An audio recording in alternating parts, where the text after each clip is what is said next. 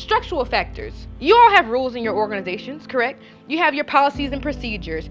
You have your school and university rules. You have your national standing over rules that you're supposed to be following whenever you're doing your membership and recruitment, whenever you're doing chapter elections, whatever it may be, you have rules that are set in place. But sometimes there's an issue with those rules because of the way that they're shaped. Some of them are outdated. Some of them are not agreeable amongst the people who are actually in the organization. Some need some change. Or some of them are just meant to not be the best or not to help you, but to hurt you. So you have to look at that. What are those structural factors that are put in place that can cause conflict? The causes of conflict. Communication factors. Some people don't communicate at all. They don't say anything at all. Or they say too much, right? Or their body language. You ever met somebody who gets angry and immediately when they get angry, you can tell their face scrunches up, or their body language gets a little aggressive, or they're walking fast, or their muscles tense up. Those levels of communication can cause and create additional conflict depending on how you're communicating. Personal factors. Anybody have a hard time getting up this morning? Yeah, that was a conflict, right? It was a conflict getting up. You're like, it's Saturday, it's a nice day, probably back where we're at home. There's things going on at campus. I have to get up this morning. I have to get dressed in my nicest suit, and I have to get out here and go. But I have to be on time because somebody's watching. That's a conflict. And as you can see, that's not a conflict amongst the person. That's something personal. That's personal. Conflict doesn't have to be amongst other people. It could be with your scheduling. It could be with timing. It could be with something that's going on emotionally with your personality.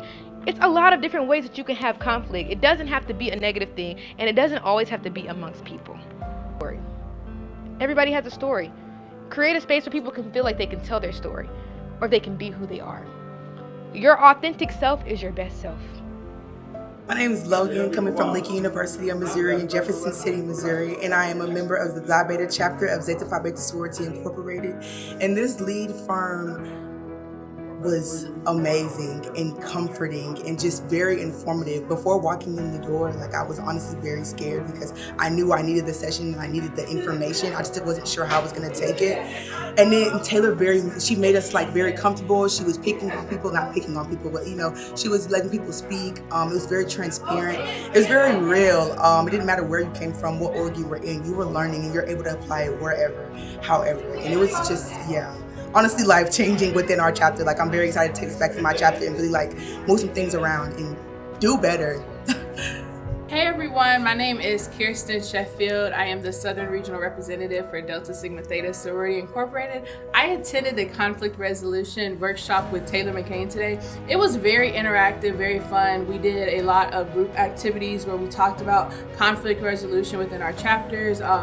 Some of the examples that other members were giving examples of were chapter interruptions, how to deal with that. And something that we learned, as a group was how to set up boundaries and just how to have those one-on-one conversations with the members of your chapter. So it was a very funny session. Sir McCain did a very great job, and I was just glad I was able to be in attendance.